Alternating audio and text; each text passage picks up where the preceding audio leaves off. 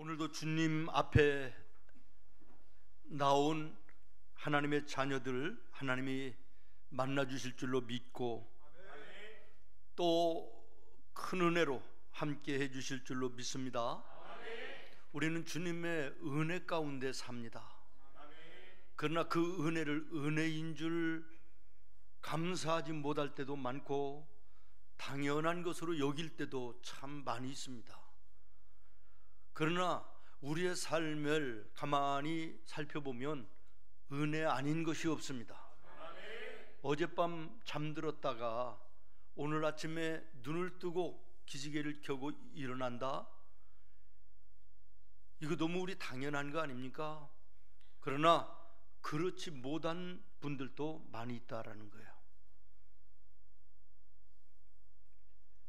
교회 소식을 전해드리면서 생문 식구 동정란에 여러분에게 말씀드리며 기도를 부탁하는 우리 집사님도 건강한 모습으로 그 전에도 전혀 이상이 없이 잠들 때까지는 전혀 문제가 없으셨는데 잠자는 중간에 그런 일이 있으셨다.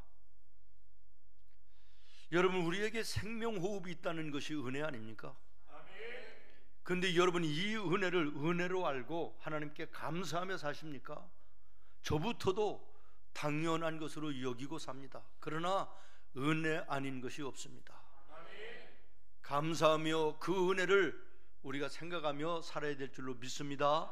그리고 그 은혜를 산모하며 살아야 됩니다. 그런데 우리는 그 은혜조차도 산모하지 않고 당연히 주실 것으로 믿고 그렇게 사는 큰 믿음이 있음도 참 은혜이기도 하고 감사임이기도 하지만은 그러나 우리는 의식 속에 모든 것이 주님의 은혜요, 내가 그 은혜에 감사하며 살겠다, 그 은혜에 보답하는 삶을 살리라라는 아름다운 마음들이 있어야 진정한 그리스도인임을 기억하시기를 바라요. 사람은 누구나 살아가면서 내가 누구에게 은혜를 베풀기도 하고 다른 사람으로부터 내가 은혜를 받으면서 삽니다. 그런데 참 이상한 것은 어떤 사람들은 이 관계를 신세 지는 것으로 여기는 사람들이 있습니다. 자존심이 강한 사람들은 상대방이 은혜 베푼 것을 자존심 상하는 것으로 신세 지는 것으로 여기는 이런 경우들도 없지 않아 있는데요, 놀라운 것은 내게 은혜를 베푸는 사람이 유명한 사람이든지 아니면 굉장히 큰 사람이면 영광으로 한다는 거예요. 자랑스럽게 여긴다는 거예요. 예를 들어서 대통령이 나에게 무슨 표창장을 줬다, 훈장을 줬다, 선물을 보내줬다 그러면 영광으로 알고 자랑하며 살지 않아요? 그런데 여기에 또 아이러니한 거 하나는 뭐냐 그러면 하나님이 우리에게 베푸신 그 은혜는요, 조금 전에 말씀드린 대로 그렇게 원하지도 않고 바라지도 않고 영광스럽고 자랑스럽지도 않은 이런 모습으로 사는 사람들이 대부분입니다. 여러분, 대통령과 천지를 창조하신 창조주 하나님과 비교할 수 있는 대상입니까? 전혀 비교할 수 없는 그러한 창조주 하나님의 은혜를 우리가 받으면서도 여기에 감사, 자랑, 영광스럽게 여기지 못하는 이 모습이라면 과연 우리가 제대로 된 신앙인인가라는 것입니다. 오늘도 우리 하나님의 그 은혜는 햇빛처럼 변함없이 쉴 새 없이 이 시간에도 지금 내려지고 있는데 이 은혜를 내가 마음을 열어 감사함으로 받고 찬송하고 영광 돌리는 이런 삶이 되어야 되는데 이것이 없다 그러면 우리가 영적으로 둔감하여진 것이고 세상과 어떤 삶의 곤고한 것으로부터 우리가 영적으로 둔감해진 상태이라고 하는 것을 깨닫고 오늘 이 아침 말씀을 들으면서 성령이 여러분의 심령에 임하여 역사하사 하나님의 말씀을 말씀으로 은혜를 은혜로 깨닫는 놀라운 은혜가 있기를 예수님의 이름으로 축원합니다. 하나님이 주시는 은혜는요, 흔들림이 없어요. 변함이 없습니다. 처음보다는 나중에 점점 아름다워지고 좋아지는 놀라운 이 은혜가 하나님이 우리에게 주시는 은혜예요. 우리가 사람으로부터 세상으로부터 은혜를 받지만 그 은혜는 변해요. 은혜롭다가 은혜가 변하여 오히려 미움이 되고 원수가 되기도 하는 것이 세상과 사람으로부터 오는 은혜들이기도 한 것입니다. 사랑하는 성도 여러분, 하나님은 하나님을 사랑하는 하나님의 자녀들에게 늘 은혜를 베풀어 주시는데 그 은혜가 어떤 은혜인가를 오늘 말씀 속에서 찾으면서 함께 은혜를 나누려고 합니다. 오늘 우리가 룻기서를 읽었습니다. 이 룻기서는 여러분들이 가지고 있는 성경에 보는 것처럼 사사기가 있습니다. 앞에는, 뒤에는 사무엘 상하서가 있고요, 가운데에 룻기서가 있습니다. 앞에 있는 사사기서나 뒤에 있는 사무엘서나 전부를 보면요, 대부분 전쟁에 대한 거예요. 살벌해요. 죽이고 살리고 점령하고 빼앗기는 그런 모습인데요, 이 가운데 껴있는 룻기서는요 완전히 그 의미가 다릅니다. 시어머니와 나오미의 그 며느리 시어머니 간의 훈훈한 사랑과 뜨거운 섬김과 보아스와 룻과의 그 사랑의 아름다운 만남과 교제와 아름다운 그 풍성한 은혜, 아주 분위기가 완전히 다른 거예요. 그래서 어떤 사람은 룻기를 가리켜서 가시밭에 피어난 한 송이 백과꽃처럼 아름답다, 이렇게 표현을 하기도 했습니다. 룻기서는요 1장 1절로 2절에 보면 이렇게 시작합니다. 여러분도 한번 같이 읽어보겠습니다. 시작. 엘리멜렉의 친족으로 유력한 자가 있으니 그의 이름은 보아스더라. 모압 여인 룻이 나오미에게 이르되 원하건대 내가 밭으로 가서 내가 누구에게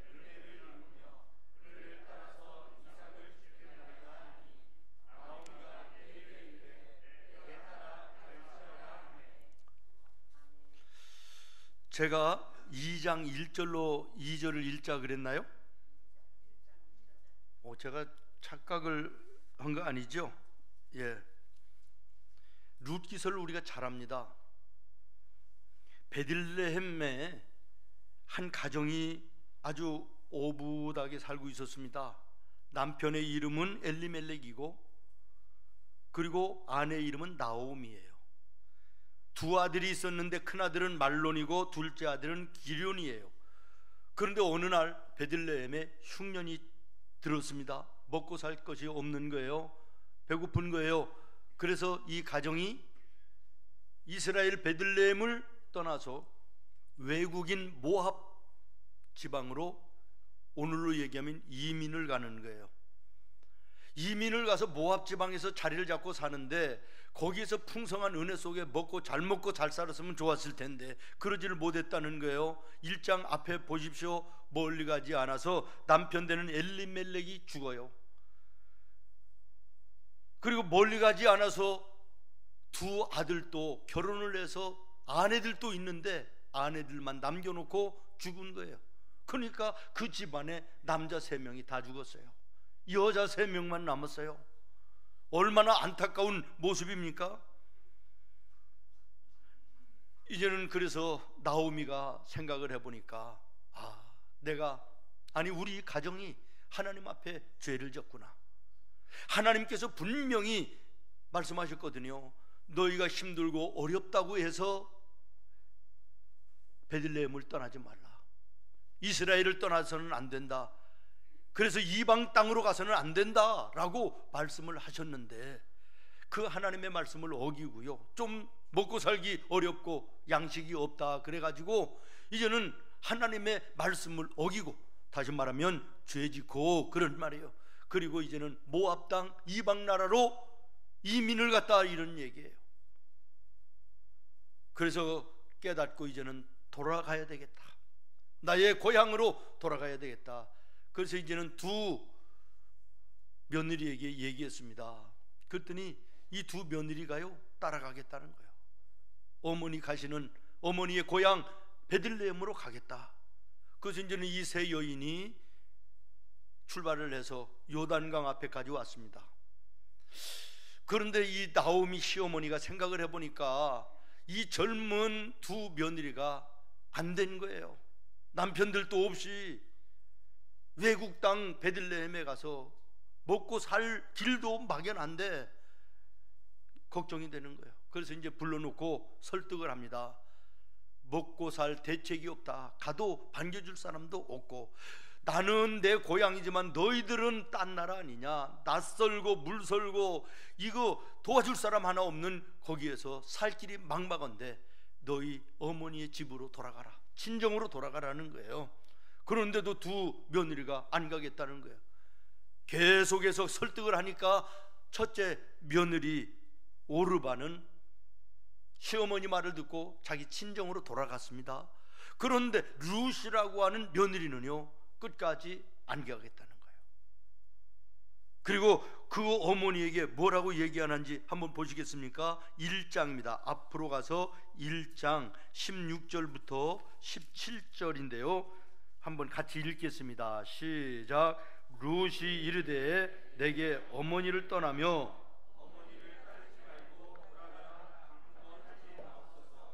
어머니께서 가시는 곳에 나도 가고 어머니께서 머무시는 곳에서 나도 머물겠나이다. 어머니의 백성이 나의 백성이 되고 어머니의 하나님이 나의 하나님이 되시리니 어머니께서 죽으시는 곳에서 나도 죽어 거기 묻힐 것이라. 만일 내가 죽는 일 외에 어머니를 떠나면 여호와께서 내게 벌을 내리시고 더 내리시기를 원하나이다 하는지라. 아멘. 얼마나 아름다운 모습입니까? 친딸도 아니고 며느리가 말이에요. 룻이 성경에 기록되는 룻이 될 수 있었던 비결이 여기에요. 여러분도 아시는 것처럼 이 룻의 씨앗에서 계대에 내려가 예수 그리스도 메시아가 이 땅에 탄생하셨다는 사실을 주목하시기를 바랍니다.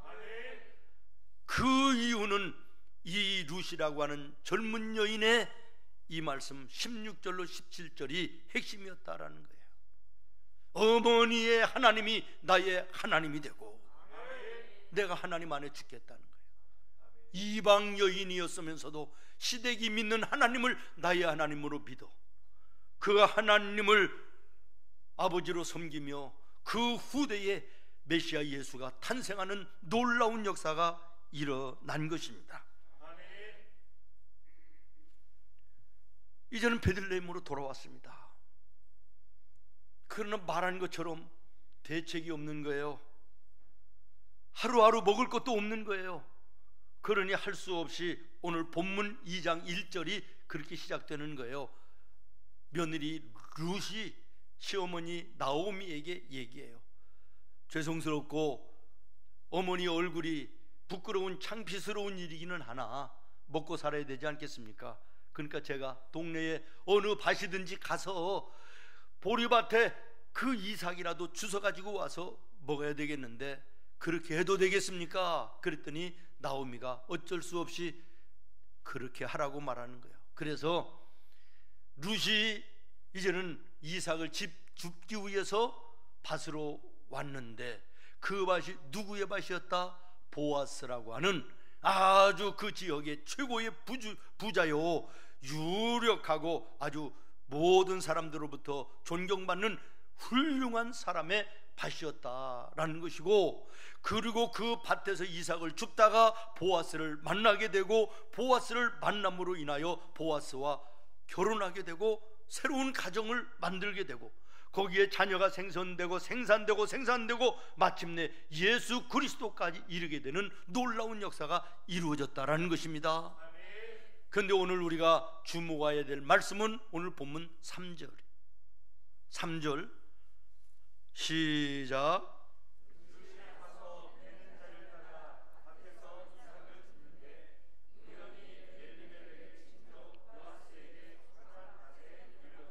아멘. 여러분이 이 말씀을 읽으면서 우리 목사님 늘 말씀하시는 것과는 조금 다르다 이런 생각을 하실지도 모르겠어요. 제가 늘 말하잖아요. 우리 예수 믿는 성도들에게 있어서는 어느 일 하나, 어느 사건 하나 우연이 없다. 이건 전부 다 하나님의 섭리 가운데 있는 필연이라고 말하잖아요. 그런데 지금 룻이 보아스의 밭에 이삭을 주스러 온 것이, 그리고 보아스를 만나 결혼하고 예수님이 탄생한 것이, 이게 지금 성경의 3절에 보면 우연이라고 말하고 있어요. 우연히. 여러분 착각하고 오해하지 말기를 바랍니다. 여기에 이 우연은 룻이 이삭을 줍기 위해서 밭으로 나갔을 때 그녀가 당시에 이 밭의 주인이 누구인가, 또 앞으로 일어날 일과 사건은 어떤 것들이 일어날 것인가를 전혀 모르는 상태의 의미를 이야기하는 것이에요. 그러므로 룻의 입장에서는 이것이 우연이라고 여겨졌겠지요. 그것을 말하는 것입니다. 그러나 하나님의 편에서 볼 때는 하나님의 섭리하심과 준비하심, 다시 말하면 여호와 이레의 놀라운 은혜가 거기에 있었다는 사실은 분명한 줄로 믿습니다. 그러므로 믿음의 사람들에게 있어 나는 모르지만, 나는 우연이라고 생각하지만, 그러나 그 속에는 하나님의 섭리와 여호와 이레의 준비하심이 있다는 사실을 기억하시고, 그리고 그 준비하심 속에는 처음보다 나중이 더 아름답고 귀하고 풍성한 열매로 끝난다는 사실을 우리는 믿어야 되는 것입니다. 그렇기 때문에 우리 성도들은 오늘 삶의 현실 앞에 힘들고 어려워도 믿음의 소망을 가지고 하나님의 은혜를 기억하며 하나님의 섭리를 생각하며 소망 가운데 사는 것입니다. 그러므로 현실의 어려움이 문제가 아니라, 고통스럽고 답답한 것이 문제가 아니라, 오늘 내 마음에 예수 그리스도를 믿는 믿음의 여부가 중요한 것임을 다시 한번 확인하게 되는 줄로 믿습니다. 오늘의 어려움도 내일의 놀라운 은혜로 바꾸시는 그 주님의 함께 하심의 은혜가 나와 여러분에게 있기 때문에 그랬습니다.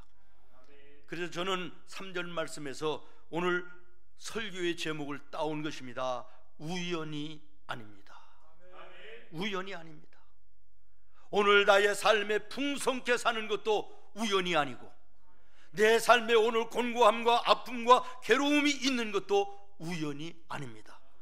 그 속에 하나님의 섭리가 계시고, 그리고 그 섭리는 절대로 나중이 더 아름다운 것으로 귀결되는 것임을 기억하시며, 오늘 삶에 풍성하다고 자만하고 교만해서도 안 될 것이고, 곤고하고 힘들고 고통스럽다 해서 낙심하고 절망해서도 안 될 것입니다.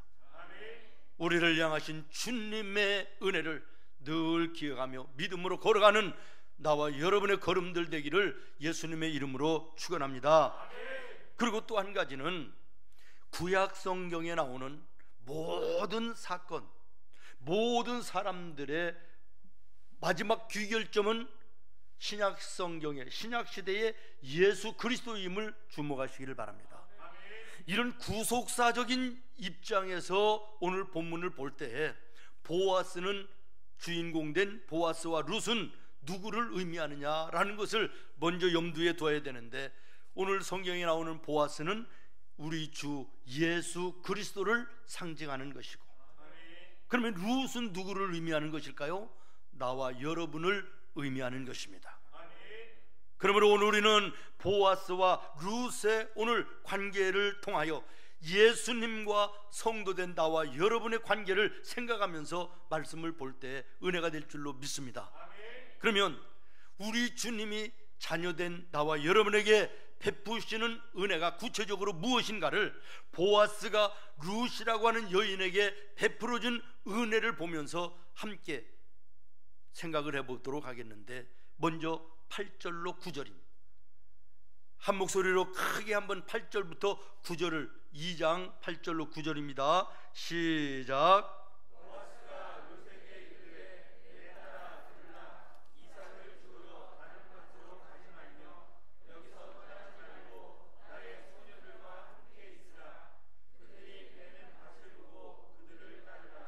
내가 그 소년들에게 명령하여 너를 건드리지 말라 하였으니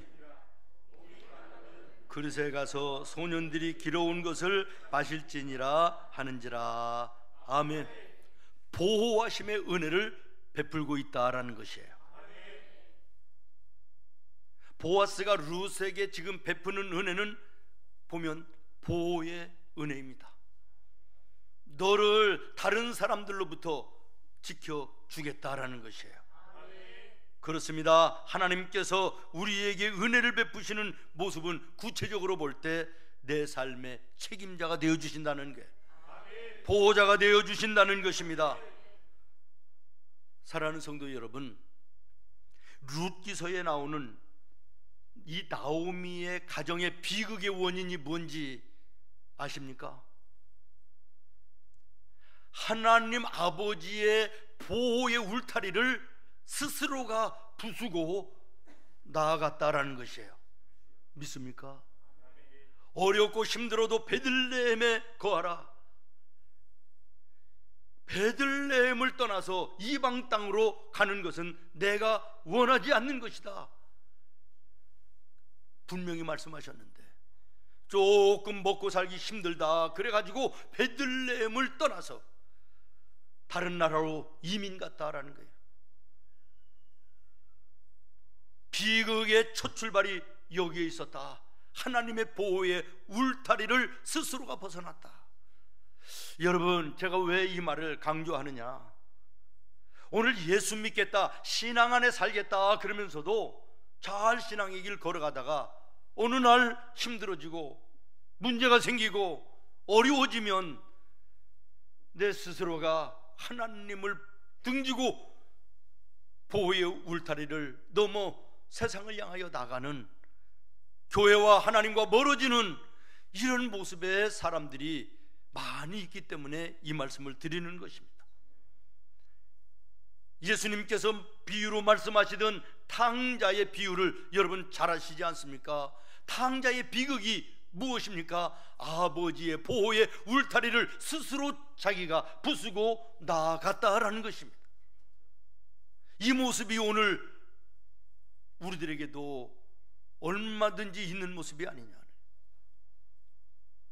그러나 감사하게도 탕자는 울타리를 부수고 돌아가 세상에서 연락하다가 수도 없는 고통과 괴로움을 겪고 결국에는 아버지의 품으로 들어올 때, 아버지의 집으로 돌아올 때, 아버지의 보호 안으로 들어올 때 아들의 자리가 회복됐던 사실을 기억하시기를 바랍니다.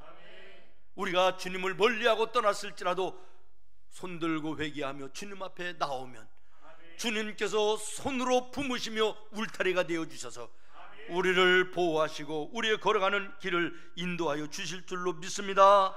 성도 여러분, 오늘 우리가 사는 이 시대는 두려움의 시대입니다. 사업하시는 분들, 장사하시는 분들, 이구동성으로 하는 얘기가 죽겠다는 것이고 내일이 없다는 것이에요. 들려오는 소리에는 IMF를 능가하는 엄청난 세계적인 불황이 닥쳐오고 있다. 수출을 주로 하는 우리나라 같은 나라가 달러가요, 제가 지금까지 본 중에 최고 높은 것 같습니다. 제 평생에 1400대가 넘어 이제는 1500대가 되면 우리나라의 경제, 이건 정말 엄청난 타격이 올 것인데, 그래서 두려워합니다.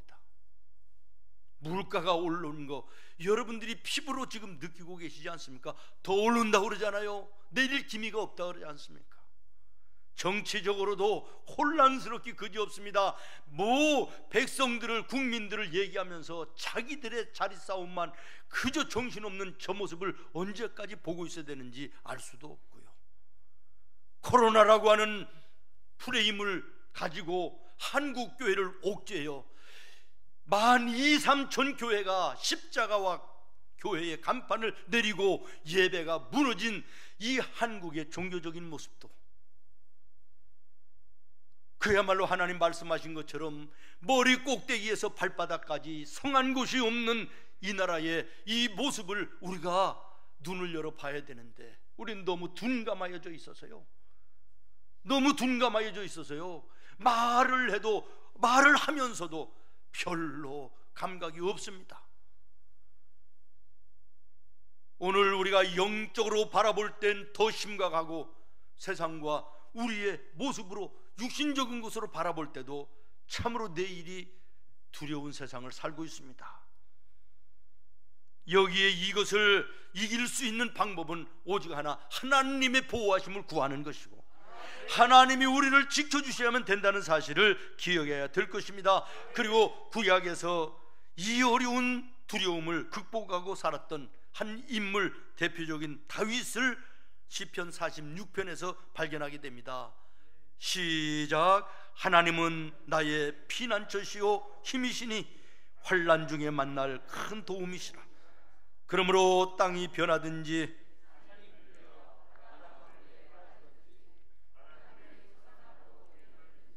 그것이 넘침으로 산이 흔들릴지라도 우리는 두려워하지 아니하리로다. 아멘. 여호와 하나님을 나의 보호자로 삼고 그 하나님의 보호가 지금도 있다는 사실을 믿기 때문에 나는 험한 파도 같은 세상을 바라보면서도 두려워하지 않는다라는 것이에요. 이 믿음이 나와 여러분에게도 반드시 있어야 될 줄로 믿습니다. 우리 주님은 그 보호하심을 무엇라고 약속하시느냐 그러면 마태복음 28장에 내가 세상 끝날까지 너희와 항상 함께 있으리라. 보호해 주겠다 그런 말이에요. 이사야서 43장 41장 말씀들을 보면 두려워하지 말라, 내가 너와 함께함이니라. 놀라지 말라, 나는 너의 하나님이 됨이라. 하나님의 보호를 기억하고 감사하며 하나님의 보호를 구하는 자에게 오늘도 우리 하나님의 보호하심의 은혜는 영원한 줄로 믿습니다.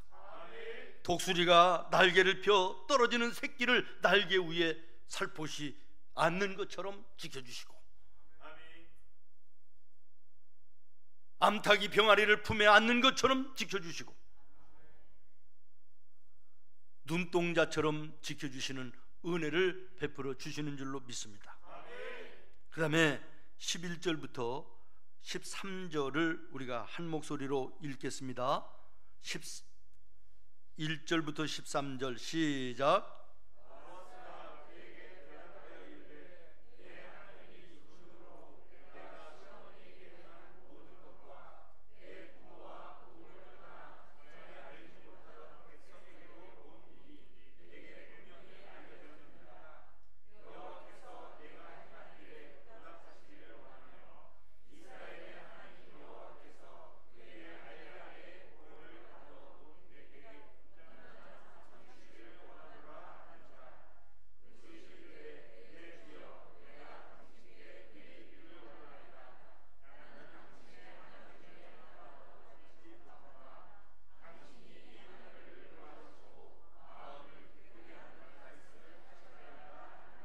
아멘. 위로의 은혜를 베풀어 준 것입니다. 위로의 은혜. 룻이 보아스에게 받은 것은 물질적인 것만이 아니라 마음의 위로를 받았다라는 것이에요. 여러분, 세상에 곤고하고 삶에 지쳐 있을 때 옆에 있는 사람의 위로 한마디가 큰 힘이 됩니다. 살 만나는 용기를 갖는 계기가 될 수 있는 것입니다. 믿습니까? 그러므로 여러분, 위로 받으며 위로하는 삶을 열심히 사시기를 바라요. 그러나 사람의 위로는 한계가 있습니다. 변하기도 합니다.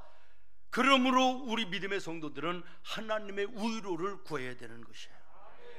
하나님의 위로를 구해야 되는 거예요. 믿습니까? 그 하나님의 위로는 변하지 않습니다. 영원한 것입니다. 그래서 시편 119편에 보면 50절에 다윗이 이렇게 얘기합니다. 시작. 이 말씀은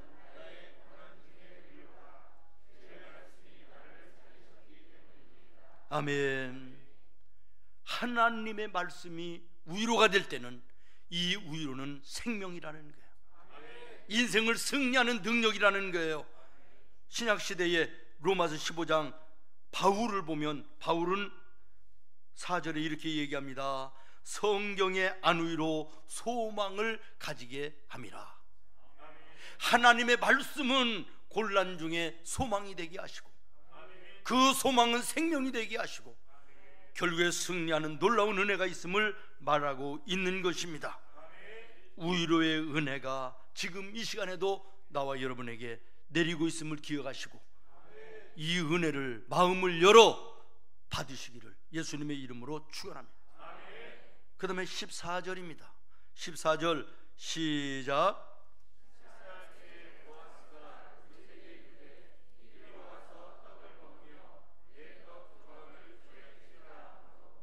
룻이 곡식 베는 자 곁에 앉으니. 아멘. 교제의 은혜를 베풀어 주십니다. 룻이 아직은 그 밭에서 이삭을 줍는 노예예요.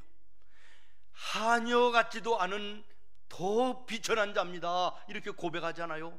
노예, 종 같은 자리에 있었다, 그런 얘기예요. 그럼에도 보아스는 그 지역의 최고의 부자요, 존경받는 사람인데, 그 사람이 뭐라고 얘기합니까?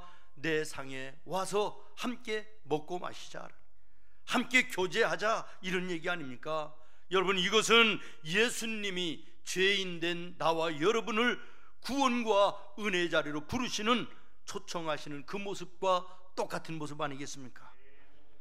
요한계시록 3장 20절에 이렇게 말합니다. 시작. 볼지어다 내가 문 밖에서